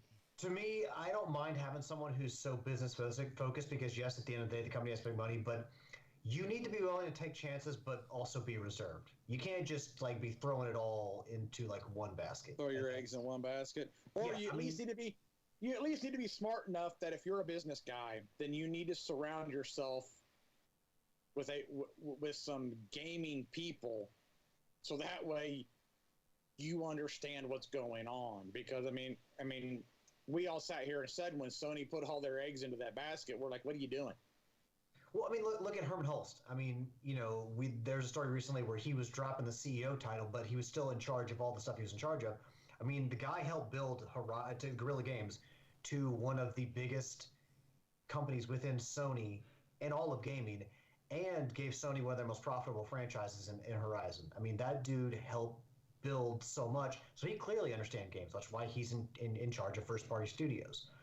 So I would rather, I know he's not CEO anymore, but there are clearly people within Sony who understand the game aspect of it. But again, you can't just be a businessman and then go wildly in lusting after the sales for something like live service. You have to be measured in your. I'm not saying don't do live service, but you have to be measured in your approach. And that's clearly. I don't want to care what anyone wants to say. That dude was in charge of Sony when they made these decisions, when this setup was done. That falls on Jim fucking Ryan. Have all your top studios making live service games and then cancel pretty much all of them? Yeah. So, yeah, that's the way I feel about it. You can be very business focused, but yes, I mean, I'm sure there are enough people at Sony to keep Jim Ryan on the rails to where he wasn't going to just make a bunch of dumb decisions, not in lockstep with what gamers wanted. But again, the failing is you gotta be measured in your approach. You gotta be more careful with things. You gotta say, hey, we got Arrowhead doing Helldivers, that's live service, and then we're gonna do one of our own live service games, and we're gonna learn on the fly. And if we can get more, and because live service isn't going away, it's gonna stick around. It's not like you have a small window to do live service, but you gotta be smart about it. So that's my thing. Is I don't think necessarily Jim Ryan was a bad CEO, but he certainly set up Sony to where they're going to be trying to recover from some of his bad decisions for years to come. Yeah, Joe in the chat says Jimmy Ryan is responsible for the lack of future at Sony. I think Sony's going to struggle for a while based on the decisions of Jimmy Ryan, but well, I think because I mean, when what we said, their lineup for last year was weak because of those decisions. Correct. I think Sony will be all right. Well, yeah, they'll be all right. I mean, look at this year. Yeah, they'll be fine. They just have to work they have a little bit of a hole to dig out of. And unfortunately, part of digging themselves out of that hole is firing people and closing studios, as we've already seen them do. Joe says in the chat again that has nothing to do with his decision from last year. It takes too long to make games now. I think that's twofold though, because yes, games are taking a little longer to make nowadays, but I think that's also based on the fact that everything's got to be perfect when it comes out now, or it doesn't stand a chance. Well, it depends on what kind of game you choose to make, because like these companies get to choose the games they make. So if games are taking too long to make, like some games like 5 to 7 years, that's on the studio making them. Well, the company publishing them. Look at right now. You got Naughty Dog, who's making Intergalactic. Their last game release. Intergalactic Planetary. Yeah, we're not Beastie Boys here. But it's been 5 years since the launch of The Last of Us Part 2. We don't have a release date. We would assume it's got to be 26, 27 before we're going to get that game. So you're talking 7 years before one of the most premier studios in the industry is coming out with a game. And even when they announced their trailer, they got criticized. I mean, again, it comes down to decisions that were made to spend time making a multiplayer-only game that later got canceled. Yeah, but It comes again, it's not like gamers are deciding how long it's taking to make these games. I mean, you can't blame people for Ubisoft taking 75 years to get Beyond Good and Evil 2 out. Yeah. Like these companies get to choose what they make. And if you're, I get it's based on what you think gamers want to play. But, again, like, it didn't take, 7 years for Hazelight to get out Split Fiction after It Takes Two. Joe in the chat again, he says, you don't get to choose what you make anymore because if it doesn't make money, your studio will get shut down and you have to make what sells. They do not get to choose anymore. Look at Microsoft. I think some studios have the right to choose, but they're the ones that have established, and I think Insomniac gets to choose. I would argue and say Guerrilla gets to choose. Naughty Dog gets to choose. No, everybody gets to choose. Look, do you think if gamers had their choice, like, look at It Takes Two, the story of a mother and father, like, shrinking down to, like, Rick Moranis size and trying to work through the struggles of their relationship so they don't break up for the sake of their child. Like, no one's picking that as a game to fucking play. Hazelight chose to make that story, and it sold really fucking well. Like, yes, there are certain mechanics and certain, like, trends in gaming that do sell really well and are popular with people, but you got people on the indies taking chances and making daring games, and it's not based on what stories gamers think they're making. Like, everyone has a choice to make what they want to make. It just depends on if it's good enough to hit with people. Well, I would disagree with you there, because I think if all studios did get to choose, we'd actually see a Days Gone 2 at this point, or at least hear of a Days Gone 2 at this point. When you're part of a bigger publisher, I mean, yes, I guess there is, but again, that also comes down to Sony as a company getting to choose what they publish. True. Yield, do you want to weigh in on this at all? No. Okay. All right. Matt had to step away for a minute, so I'm going to take over the show for a second, and we are going to jump over to our listener questions. Time time to check my social media, yeah. So, question from last week. Curtis asked this question, but we didn't see it in time. So he says he just bought the upgrade for the PlayStation 5 version of Horizon Zero Dawn. What are games that you bought in the past that you still haven't gotten to? Yield, we'll start with you, sir. Oh, jeez. See, I got Lego Batman 3. I got Wolfenstein: The Old Blood, Wolfenstein 2, Batman, Arkham Knight. I have all of the. I'm drawing a blank. I know one off the top of my head that you haven't played yet. It's a game based off of a book where the guy's in Russia and they live underground. Metro. I've got all the Metro games. I haven't played those. Oh, jeez. Jedi Survivor. I got Jedi Survivor. I've got which is on PlayStation Plus now. I've got yeah, but To be fair, he got it because of the lightsaber, and so did I.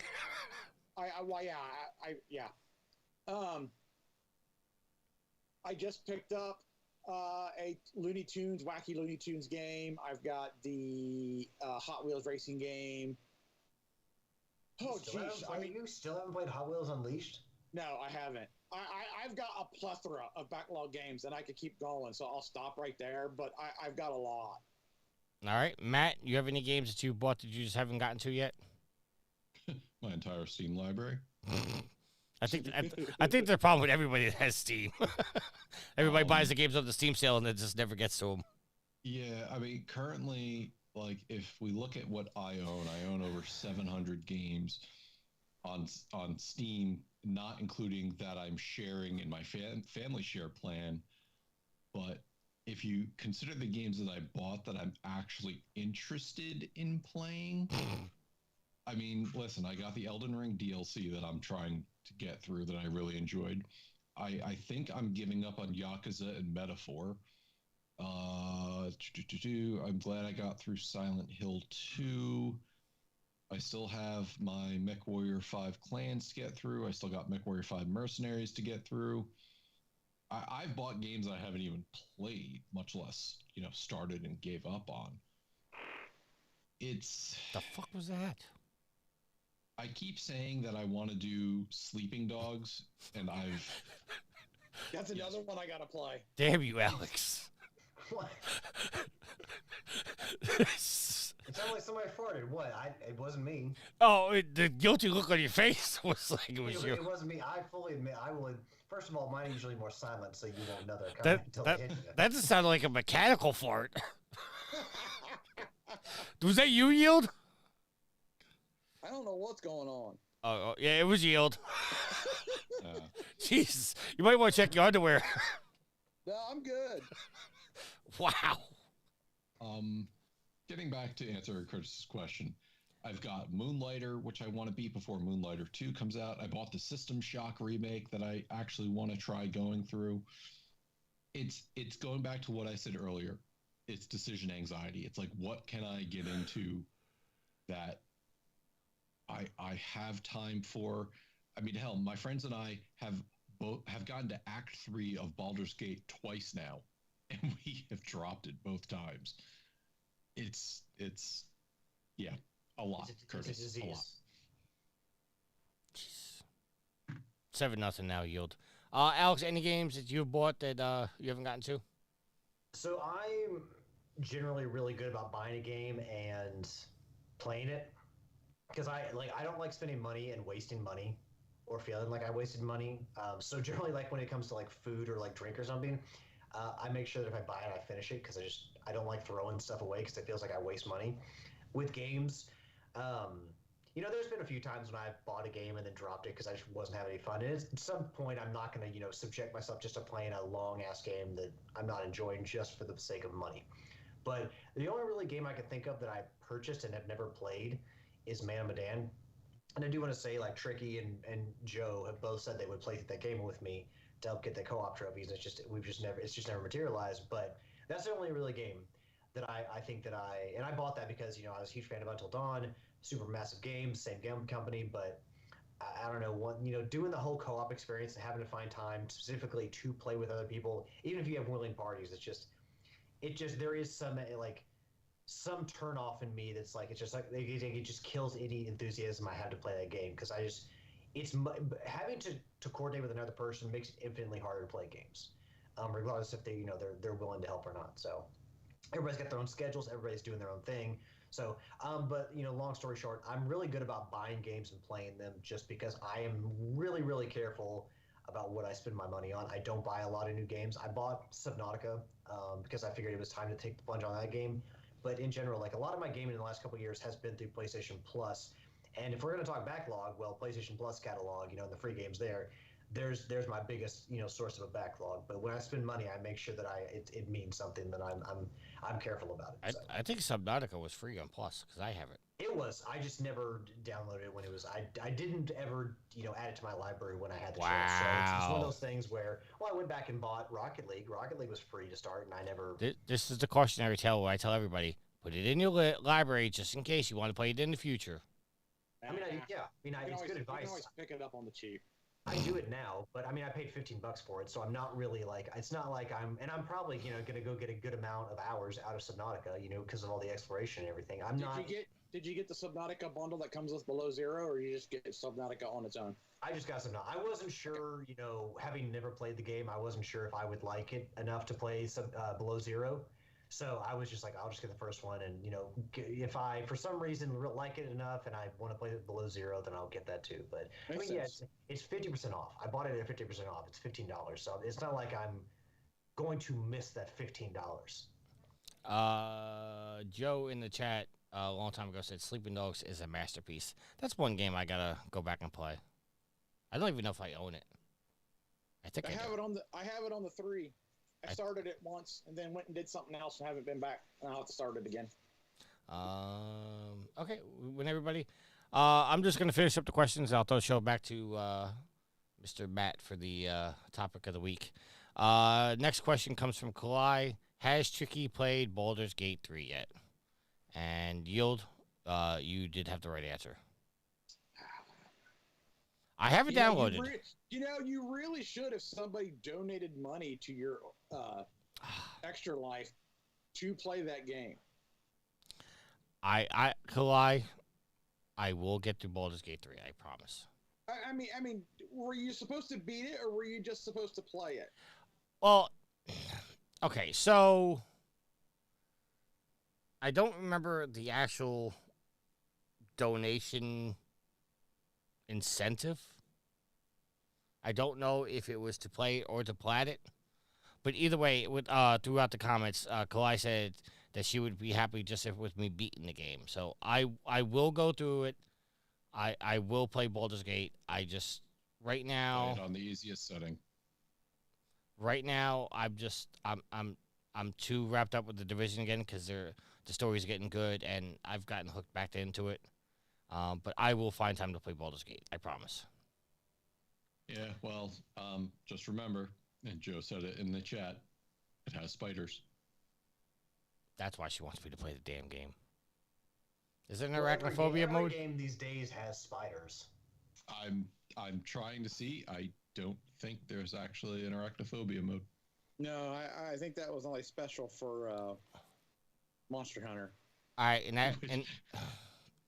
that aspect, Kalai, I really hate you right now. I think she didn't want anybody to tell me that, so I get scared. Or maybe it's just a game that Kalai really enjoyed or thought was good and wanted you to play it too. That could be it too.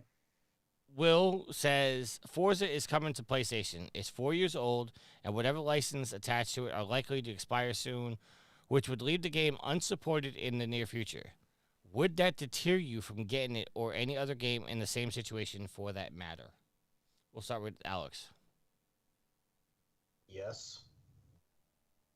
But it's also a racing game, and that's a general enough deterrent for me to not play it, so... Well, he's talking about any game, like... Would it deter you from getting Tony Hawk because if the song licenses are going?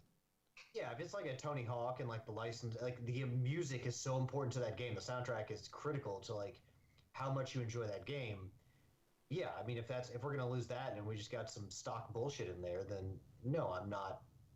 And like especially like the whole thing about support, you know, if if they're ending support or it's at the end of its life cycle and they just throw it on the console, it's like, well, I guess I'll just wait for the next Forza that comes out, or I guess I just won't play it. All right. Rick says Chucky played the jumping spider, no problem. That's because I didn't have to look at the screen. Same with stroke the spider. Yield. Would a game losing their licenses soon, would that deter you from buying the game, or would you still buy it? Because a lot of those older games, part of the nostalgia is the soundtrack. I mean, Burnout Paradise is a really good game, but the soundtrack helps make the game. Would you go back and play Burnout Paradise again if you didn't have the soundtrack? I don't think I would. Exactly. So it's certain games, the soundtrack is as important as the gameplay. Now, an action adventure game, the music helps set the tone, but it's not overly as important. Whereas some of these other games, it's equal parts. If that makes any sense. It's like trying to play Crazy Taxi without the Offspring in there. You just don't want to do it. Joe should have just come on the show like I invited him to, because he's very, very opinionated in the chat today. He says it's modern gaming. You're not buying a game forever. This is not 1992. People need to stop owning. People need to stop this owning games bullshit. You own nothing. Oh. I mean, I don't disagree with him, but when you buy the license to play a game, you can experience the game as it was intended to experience with the soundtrack it was supposed to be experienced with. So, don't be one of them, Joe. Be different. Matt, would it deter you from buying the games in the future? If I'm actively thinking of it, probably. Otherwise, I go back and I think, well, look at Vice City. That's still being out there sold. I think there's workarounds for it. So I don't think it's necessarily the end of the game. I think this is a hypothesis that is yet to be proven. All right. Next question. And Tricky, what's your opinion? Oh no, I gave mine when you do, because I was saying no, it would stop me from going back and playing the game. Okay. Because I agree with you. Like the licenses are like Burnout's Paradise. That's a very important part of the game. Like you wouldn't go back and play Brutal Legend if they couldn't do those games anymore, or well, do those... that game is based on the, well, I shouldn't say based, but it is greatly intertwined with the music. It Correct. would be really bad to play Brutal Legend. Let's say there was a Brutal Legend remastered, but we don't have any of the rights to Ozzy and any of those other songs. It would make no sense. Rick says, I guess this is a question for a non-Matt question. Does anyone wish we could go back to a time before trophies and achievements? I love getting them, but I swear I had more fun gaming pre-2005. I don't mean in game lists, just in profiles a la Xbox and PS3 onwards. How is this not a Matt question? This is like the ultimate Matt question. So, but before Matt dives into this, I got tied up in the whole trophy thing for a while, and in a way I still am, but I've gotten myself to where I play the games I want to play. If I can earn trophy, I mean, obviously I'm earning trophies, great. Obviously I want to try to get the platinum and 100% the game if possible. But at the same time, if the game has, if I beat my head against the wall and the game's defeated me, you know what? I just move on, So I feel that in some sense, trophies have helped me get more out of my game, because a lot of times before this, the trophy system started, once credits rolled, I was done. There's no reason to go back and try for this or try for that, or to get all the collectibles or anything like that. I rolled credits, I was done. Okay, next game. Well, there's a reason for that. It's because at that point you had enjoyed the game as much as you're going to, and you weren't just going back to do arbitrary tasks to get trophies. I mean, trophies elongate the game, but you're going back to play like without the trophies, there's no incentive for you to play. Like the sheer like fun of it is done for you, and you're just doing it to earn trophies because it's like a little kick in your brain. It is like a drug kick. There have also been some games where going back and playing it again, like, you know, I'll throw Uncharted out there, but when you have to go back and play it through on another difficulty, I've found different parts of the game where I've been like, oh, I missed that the first time through. Something was said or anyway, and I was like, oh, wow, this makes this game even better now. So that's why I feel like there are certain aspects where I feel like I've gotten more out of my game. Yeah, I think trophies have enhanced gaming in the fact that it makes you play a game a little differently. Like normally, you kind of touched on is like you can go through the game on easy mode and experience the entire thing, but a trophy makes you experience it more because you're putting in the effort to go through on crushing or whatever mode you want. So I do think that trophies have enhanced the game and makes you play games better, which could also be a good thing and a bad thing. Like if there's a trophy for, like in Spider-Man 2, there's a trophy for running the bases at the baseball park. Stupid little thing. But, when you get a trophy that says, oh, you have to do a 100-hit combo, it makes you strategize a little differently going, okay, I have to get to 100 hits to get this combo. How am I actually going to approach this fight? But then you also have games that make multiplayer-dependent trophies that after a while, you're not able to get them anymore. Or they put trophies or achievements in a multiplayer mode that make players play differently, which may not be necessarily playing the objective or The Last of Us. Doing something to win, which could cause a problem for your teammates. Yeah, we've said this on the show many times, and I think we're all in agreement with this, that multiplayer trophies should not be attached to a platinum. Or if it is, do it like Naughty Dog did in Uncharted 2 and 3, where it was play this game mode for a couple of games, do this game mode, try this, try that. Okay, thank you. Here's your multiplayer, like 3 multiplayer trophies. Here you go. All right, Alex. Did I go to you already? No, real quick. I mean, one of the reasons I like the Switch so much, because I like some of the games Nintendo puts out, is because I don't have to worry about trophies. Trophies have made me more anal about like completing things. Like, I can't move on until I finish this thing, and Matt just has found the secret sauce about not worrying about that, whereas I can't not. Like, it annoys me not to have 100%. But does it make me enjoy games more? No, not really. I think that if you play games without trophies on easy, that's because that's where you had the most fun. That's where you enjoyed the games most. And having to play on hard difficulties, I don't think it makes a more enjoyable experience for you. Yeah, you might play differently, but I think that honestly, we all enjoy games more before trophies. Like the SNES era, the N64 era, like have the trophies added something to gamings? Yeah. It's made everyone more neurotic about getting 100%, but it's made everything more competitive. But I really don't think that it's made games more fun. I thought playing games was more fun and less of a job when you just played as much of the game as you wanted and then moved on. So for me, I absolutely wish that trophies and achievements were not a thing.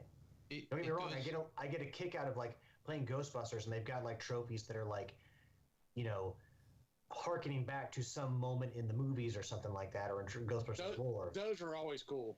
But just trophies themselves, like, have they made games more enjoyable for me? I wouldn't say so.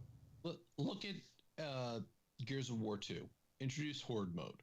Yes, there was an achievement tied to beating all 50 waves of Horde mode. Good God, all 50 waves? I can't tell if that's sarcasm or not. That's more shock. 50 is insane. And at the time, because Gears of War 3 did it a little differently, as did 4 and 5, I didn't want to do it for the achievement. Not to show something on my profile saying, I did this. I wanted to do it with my friend to, that's still something we talk about to this day, because we've only ever did it once in that game. And it was a fun time. The purpose was to beat Horde mode. It wasn't to beat Horde mode to get the achievement. It was a personal accolade. Exactly. And now, you know, I see people going to play games, and this leads to Rick's comment and question in the chat, just to get the trophy. Look at CJ. Yeah, that's something to be said, that you're number 3 in Australia and number 170 something in the world. But to Rick's question, how many good games would you have played if you weren't bothered about trophies? You can't be enjoying these games where you're just holding X. No, I don't. But see, that's tough to answer, Rick, because I do play a lot of good games. They get overshadowed by the amount of spam games I play. But and you also just admitted that you play these games and don't have fun. Like, you're just doing it for the competition's sake. Yeah, absolutely. Absolutely. Yeah, and that's again why before, like, for a long time I've thought about having Gareth take me off the list, because that's not fun. Like, being in this competition isn't fucking fun. I'll say that. I've said to Gareth, is like, there's an aspect to this that I don't like, in the fact that, like, I feel compelled to go play Thunder Ray to stay in competition with you, where I'm not really enjoying Thunder Ray. I think it's actually not a good game. See, now you look at it however you want. You're trying to, or I feel that you're trying to compete. Whereas me, I'm in it because it's a community event, and I am supporting the community by being in it. I don't care.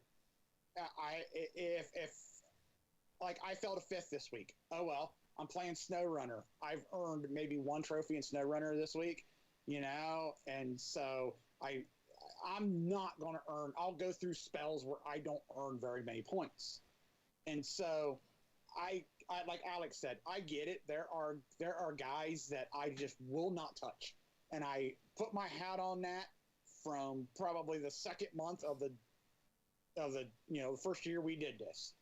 I'm just in it because it's a community event, and I'm having fun watching other people put up these astronomical numbers. Some comments from the chat, just catching up here. Joe says, how stupid was it that Sony didn't increase the trophy level for those people that were already 99 when they changed the level system? Yeah, it was really stupid, because all they did was basically bloat it up. They just took all the numbers and multiplied by 10 and said, oh, this is the new system. That was extremely stupid. Rick also says, yes, Alex, we all enjoyed better games. That was before the trophy system. Joe comes back and says 90% of our bullshit trophies. I guess that's a relation to me. Rick says Garrett is one of the most open competitions out there. I think he meant competitive, maybe. Joe says, who are you competing with? You'll never outscore the big dogs, which is basically what you just said, Yield. Some people are just too good at gaming. I'm not going to say. Or sometimes, and I don't want to take this the wrong way, but sometimes people have more time to game than you do. That's just what it is. And I think there are some people out there that are just better at finding the obscure games that they can find quick trophies. Like, I talked to Doc Chick, and I asked him, like, what is he possibly doing? And he said, I'm just going back and playing old 2K games that have rare trophies. I'm adjusting some sliders and popping some trophies. Like, he's not even completing games. He's just going back and finding the games with the rarest trophies, and that's what he's playing. Rick says, Yield consistently wins Planet of the Month. Yeah, and I don't want to speak for you, Yield, but I think that's Yield just playing the games he wants to play. He's not going to try to win Planet of the Month. He's just playing a game and saying, okay, this is a good plat, and people are respecting that. Yeah, I mean that's how it worked last year. Thanks to Alex for telling me to hold off that for Red Dead 2. Red Faction Gorilla, I found some people who were going for the platinum, and I'm like, hey, I don't have those trophies. Let's go for it. And then I got to looking and saw what the rarity was, and I was like, you know what? That's got a shot at this month. I mean, yeah, some of my rarer ones have been PlayStation 3 ones, but I didn't go into the game going, hey, I'm going to do this because it's super rare and I can win. It was, I want to play that game. And then the added bonus was, oh, hey, look, it's super rare. I've got a chance to score Plat of the Month. So. All right. So, Rick also said if you just play games, you'll score. Rick, I agree with you. Yes and no. I agree with you. But if you look at like Horizon Zero Dawn, the remaster, the platinum is a 29% uncommon. And it has a total of 79 trophies. 60 of those trophies are common or better. So I'm playing Horizon because I like the Horizon games. I like going through them. But there's times I feel like I'm wasting time playing Horizon where I could be playing Thunder Ray or Subnautica or Dave the Diver to earn some trophies. Like, I don't want to play those games because I don't generally like those games.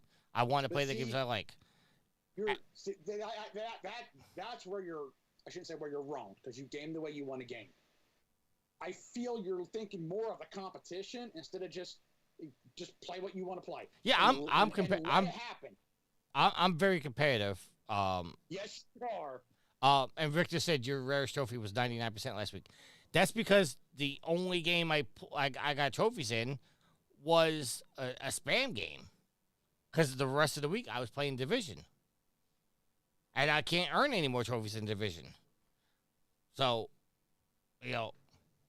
Again, the point is, you are playing a game now, the Division. You spend more time playing the Division than anything else because you enjoy it. You can't earn any more trophies. So I would say that's an argument for we were all better before trophies were a thing. I think in a way we are, but I do like the competitive nature of it, and I'm very competitive, and that's why I get all the spam trophies. Joe says, keep playing what makes you happy, Tricky. Yeah, I'm going to keep playing how the Devils suck ass. That's what I'm going to keep playing. He was just supporting you, and you were... Fuck him. He shoots him down. Fuck he him. Gives him a compliment, and then he backhands him. The only Devils fan I like is Matt. Because Matt doesn't talk shit. Yes, he does. I think I literally talked shit earlier this night. Okay, well, you don't consistently talk shit, I should say. Yes, he does. Why are you trying to egg this on, Alex? I'm just, you're insulting Joe, and look, fuck if you Joe. and Joe have like a thing going on, fuck and you him. all wanna go at it all the time, that's up to you. But don't make it seem like Matt is never like joking at your expense or the Rangers' expense. Matt talks shit all the time. Tricky's arch enemy, Joe. How many times has Matt brought up about because he knows it'll get under my skin about the whole Mario Kart thing, talking about how like Crash Team Racing, all these other No. See, I don't say that to get under your skin. I just say that Ocarina of Time has a remake that you're ignoring. You are a filthy son of a bitch. Yeah, and when did that come out? And it only came out for the 3DS, doggone it. Fucking 2013 BC. Still looks a lot better than what the N64 had. Well, see, that's why I'm crying for another Ocarina of Time. See, Rick, I'm really gonna start to hate you in a second because Rick says I want to go watch a hockey game. I like the look of these Jersey Devils. They win, right? And Joe says, kind of LOL. That's why you make a deal with the devil, there, Rick, is because you generally get what you want. You may have to give up your soul, but who All right. got anything good from a Ranger? So, last question that we have is coming from Gareth, which is kind of like a shot at me. According to PlayStation Network profiles, since June of 2016, Tricky has earned one ultra rare trophy. This came in June of 2020. When will he earn his next one? Ouch. I am not. Shots fired. Okay, I'm not going to say that Gareth is wrong, but there's no way I haven't earned an ultra rare in. I've only earned one ultra rare in 8 years. Well, go to PSN profiles. I'm on PSN profiles and I can't find it. And then click on your trophy log. We can pick this and up. Then we don't and have. Then click on rarity. And Tricky, then I do not have time for you to go through I'm the entire. I'm not doing this. I'm not going through it all. I mean, again, you may have earned an ultra rares that decayed and have not stuck in that amount of time. That's what I'm honestly thinking is that they just haven't Because stuck. you play a lot of newer games, like a lot of the games that you want to play, you get, like Lego Horizon and all this stuff. You get them when they come out, and they may have rare trophies because you may get through them faster than other people, and enough people haven't had a chance to earn those trophies. But over time, I'm sure that you had plenty of ultra rares that have decayed to, I do want to point out the fact that I do earn ultra rares on the PlayStation, but when it comes to PlayStation profiles, it's well, that's not what Gareth uses. So Rick says I've had 50 ultra rares and they've all decayed. Yeah, again, like most trophies, if you go on the PSN, most trophies are super fucking rare. Like getting a rare trophy on by PSN standards is like nothing. I hate to say it, Tricky, but they're all like very rare when it comes to the PSN.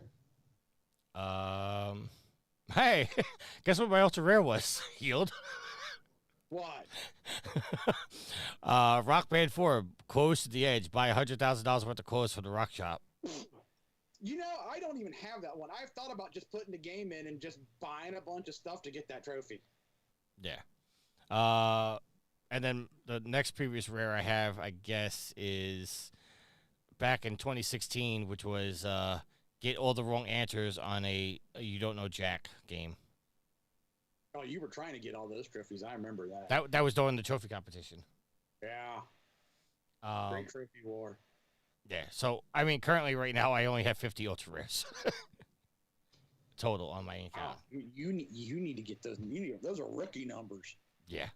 All right. That's all the questions. At this time, I'm going to turn it back over to Matt for the topic of the week. Toe. Topic of the week. Don't step on it. No, I was gonna say we probably. I mean, well, fine then. Fuck you, Matt. I've got a bunch of shit to do this week, Tricky. So Yeah, we probably should have cut sooner because you are definitely going to stay up late for me with this edit. That's fine.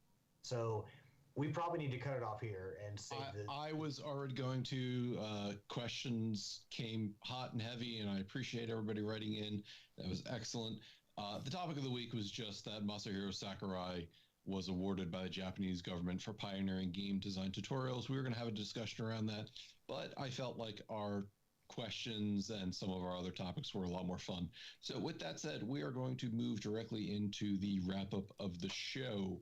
And Yield, since you were missing the last 2 weeks, guess what? You're up first. I get to go first. So shout out to my niece for pointing out Serial Cleaner. Game's fun. Check it out. I'm sure somebody out there will enjoy it. Shout out to Nitro for being my co-op partner in Snowrunner. Matter of fact, when we get done recording here, we're going to head to Michigan and knock out some more missions. Shout out to Tricky, Matt, and Alex for recording this evening. Shout out to everybody who was hanging out in the Twitch chat. Joe and Rick, and I don't remember everybody else, but thank you all for hanging out. Shout out to Gareth for the rarity competition and his question. Shout out to actually everybody else who threw in questions this week. That I enjoyed those. Those were fun this week. Shout out to all the pimps and madams of the Hordem. Thank you for downloading, listening, hanging out with us, throwing questions, putting up killer competitions, in the Facebook group. You're all appreciative.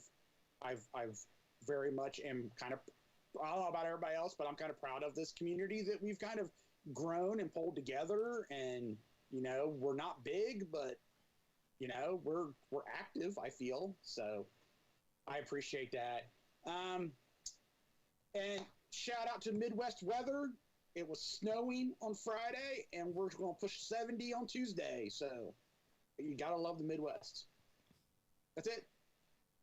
All right, Alex, I'm sorry. I actually didn't realize the time. I didn't know what you were getting at. My apologies. Well, when I edit, it also affects you because I don't get. You need to get done. So, no, we don't have to get into it. I just didn't realize we were that long. Yeah, no.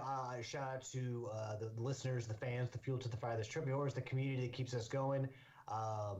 Yeah, you guys are fantastic. Thank you for being part of the conversation every single week. Thank you for the questions, and just thank you for spreading the love for Trophy Horrors. We couldn't do it without you guys. Shout out to Tricky, Yield, and Matt, everybody back this week. And last but not least, give a shout out to my awesome and loving girlfriend Ashley, who also wants to play Split Fiction. I love you, hun. So maybe in the coming weeks, I'll have some feedback on the game. No promises, but we'll see. Let's hope it doesn't turn into another Overcooked. Well, we got through It Takes Two, but it definitely was some frustration with that. But we both got the platinum trophy in that one. So, Alrighty, Tricky. Shout out to everybody in the chat. Joe, who can go fuck himself. Rick, who's got a good beard. Jurassic Parky, who together we suffered a horrible Rangers loss today. I saw Ray in the chat earlier, but he was silent. He asked some questions. He had some input. Oh, I must have missed that when I stepped away a couple times. Fuck you to the Columbus Blue Jackets. Fuck you to the Ottawa Senators. But I love you all, and I will see you guys. Yeah, we'll see you guys next week. Yeah. Shout out to you, gents, for recording tonight. It was a good show. Shout out to those who are in chat, already named. Shout out to Nintendo, because by the time you all have read this, it'll be Mario Day tomorrow, March 10th. So go on to the Nintendo eShop, see some of the games that'll be on sale this week. This week also is the Frost Fatale speedrunning charity you can find them on the Games Done Quick Twitch channel. Shout out to the Channel 3 community. Make sure to go to channel3.gg to gamify your social media. Got some fun discussions and book clubs and other things going on there. And shout out to Will for his assistance on the show, for all the things he does for our thumbnails and graphics. And then finally, shout out to my wife V. Thank you for everything you do. I will be hunting, so see you all in the next show, 665. you know what comes after 665? Iron Maiden had a really good song about that. Peace out. Later. Later.